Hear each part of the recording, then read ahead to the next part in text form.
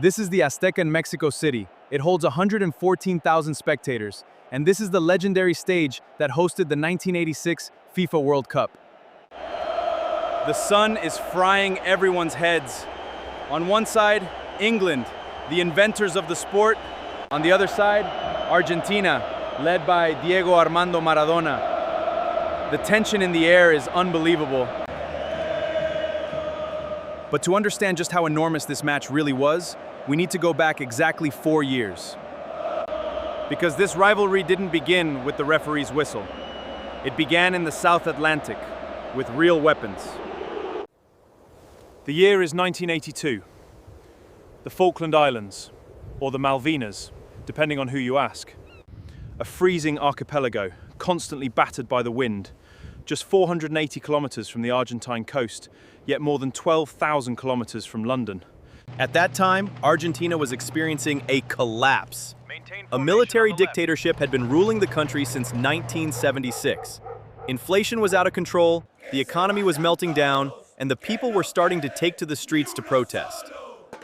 The dictator, Leopoldo Galtieri, needed an urgent distraction so as not to be overthrown.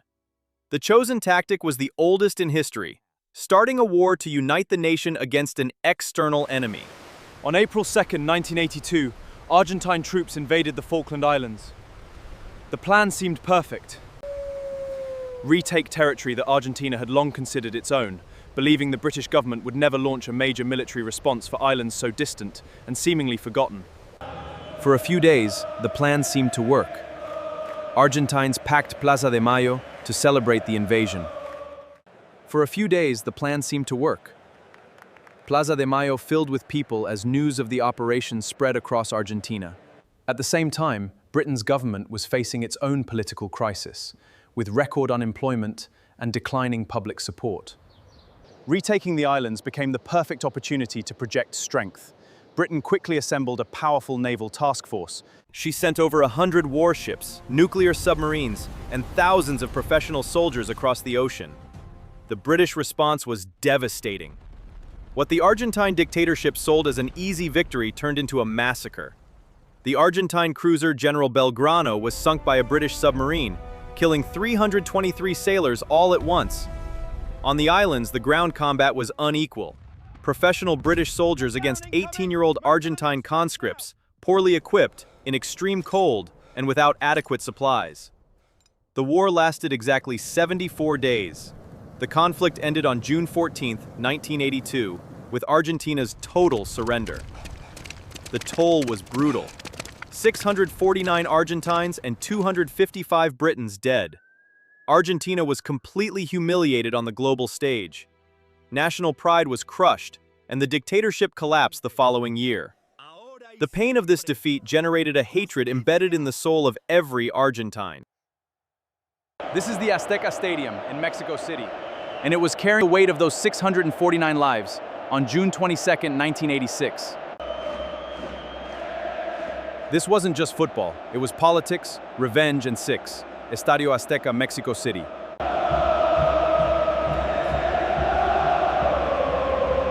The quarterfinals of the World Cup. For England, top scorer Gary Lineker and veteran goalkeeper Peter Shilton, this was simply another obstacle on their path toward the world title. The British press approached the match with a mixture of contempt and superiority, downplaying the South Americans and pretending to ignore the elephant in the room. They wanted to believe that politics had been left behind in the South Atlantic. But inside Argentina's locker room, the air felt heavy, almost impossible to breathe. This didn't feel like the atmosphere before a football match. It was the tense silence of a war council. Coach Carlos Bilardo tried to focus the team solely on tactics, on marking the English attackers, and on field positioning. But the players knew the reality outside the four lines. Many there had childhood friends, neighbors, or relatives of the same generation who had been sent to freeze in the trenches of the Malvinas 4 years earlier, returning in coffins or with incurable trauma. Diego Armando Maradona took the center of the locker room. He was no longer just the number 10 and the captain of the team. He became the general of a wounded nation. In fiery speeches, he reminded his teammates that using weapons on that pitch was forbidden, but that the mission was to destroy British pride using the ball and street smarts. The behind-the-scenes tension was so unbearable that the Mexican government ordered security around the stadium to be tripled. Authorities feared that the fans would turn the stands into a battlefield, and the fear was justified. Hours before the starting whistle, groups of English hooligans and Argentine barras bravas clashed in the streets of the Mexican capital. The result was a brutal and bloody confrontation in broad daylight. Broken bottles, burned flags, and arrests. The Falklands War wasn't in the past. It was happening again, this time on the asphalt of Mexico. Amidst this chaos, a bizarre problem almost destroyed the Argentine planning. They would have to play in their away blue shirts, but the official model provided by the sports brand was too thick and heavy for the scorching heat and the altitude of the Mexican midday. With less than 48 hours to the game, the Argentine coaching staff fell into despair and went scouring neighborhood shops and popular markets. They bought generic, cheap, and shiny blue shirts. Seamstresses from a local team spent the early hours of the morning hand-sewing Argentine Federation crests and ironing silver numbers onto the players' backs, made with a cheap American football fabric. This improvised and amateur armor was about to make history. When the teams lined up in the tunnel leading to the pitch, the psychological difference was frightening. The English looked straight ahead, focused on the game, trying to maintain the famous British coolness. The Argentines, however, did not look ahead. They locked eyes directly on the English players, with a silent and intimidating aggressiveness. No smiles, no friendly handshakes. When the two teams took the field and the national anthems played, the Azteca Stadium became a literal pressure cooker. The Tunisian referee blows the whistle to start the game. The first 45 minutes deliver exactly what was expected. A physical, scrappy, and violent game. Hard fouls, off-the-ball elbows, and neither team yielding an inch of grass. The first half ends scoreless, a tense draw that seemed merely the prelude to an imminent explosion. And the English had no idea that, in the first 10 minutes of the second half, they would suffer the most humiliating blow in the history of world sports. The second half begins, and the tension in the Azteca Stadium borders on the unbearable. Both teams return from the locker room knowing that a single mistake will define not only who advances in the World Cup, but who leaves that field with their national honor intact. And the mistake happens 6 minutes into the second half. English midfielder Steve Hodge tries to intercept a pass at the edge of the box, but kicks the ball high into the air toward his own goal. Goalkeeper Peter Shilton, standing 1.85 meters tall, leaves the 6-yard box to catch the ball in the air. Diego Maradona, measuring 20 centimeters shorter, runs and jumps alongside the British goalkeeper.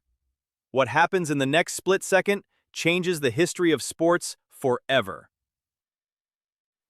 Maradona doesn't head the ball. He raises his left fist and punches the ball over Shilton. The net bulges. The Azteca Stadium explodes. The English players run desperately toward the Tunisian referee Ali bin Nasser, pointing to their own arms and demanding it be disallowed. The Bulgarian linesman runs to the center of the field. The goal stands. While the British surround the referee in protest, Maradona yells for his teammates to run and embrace him, fearing that the lack of celebration would make the referee change his mind.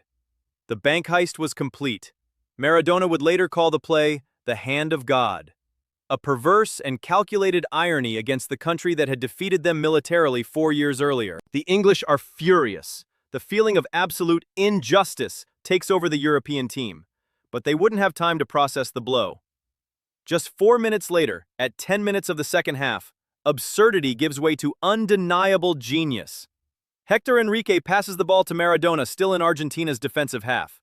The number 10 spins around and leaves 2 Englishmen behind, Peter Beardsley and Peter Reid. He begins a lethal 60-meter dash toward Shilton's goal. Terry Butcher tries to foul him and fails. Terry Fenwick tries a harsh tackle and also fails. Maradona enters the penalty area at top speed, leaves the goalkeeper on the ground with a sharp dribble, and taps it into the back of the net. In less than 5 minutes, Diego Armando Maradona scored the most illegal goal of all time and the most spectacular goal in World Cup history. Argentine radio narrates the moment in tears, calling the player a cosmic kite. Silence dominates the England bench. Coach Bobby Robson watches in disbelief as the Argentine celebrates at the corner flag. Military revenge was being executed in the form of sporting humiliation under the eyes of millions of viewers across the planet.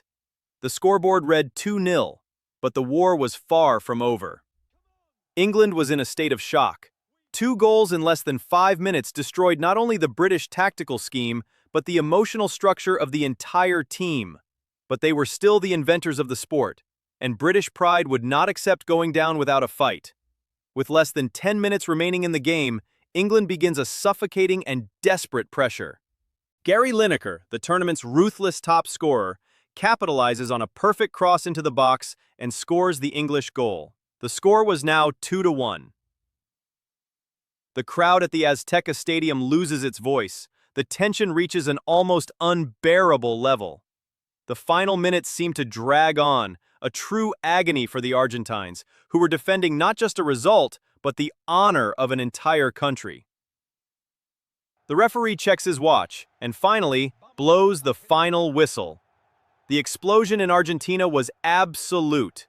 The streets turned into a carnival with a taste of revenge. They had beaten the English, and it hadn't been just any victory. It was a victory built on cunning, dribbling, and the unquestionable talent of a single man. The Argentine military dictatorship had already fallen. The country still mourned its dead in the Malvinas Islands, but on that day, the wound received a historic bandage. For England, the 1986 game became the greatest injustice in football, an allowed handball goal that they would never, at any point in history, forget or forgive. To this day, British newspapers treat Diego Maradona not only as a football genius, but as a cynical cheat. And for the Argentines, that is exactly what makes the victory perfect. Having beaten the English not by the rules, but by circumventing their rules, was true poetic justice. The rivalry between England and Argentina was not born on the pitch. It was born in the cold mud of the South Atlantic. But it was in the heat of Mexico that it found its definitive symbol. A game that mixed military hatred, decadent politics, absurd genius, and a blue shirt made of cheap cloth sewn in the middle of the night. This was, without a doubt, the most beautiful and painful war ever fought beyond football.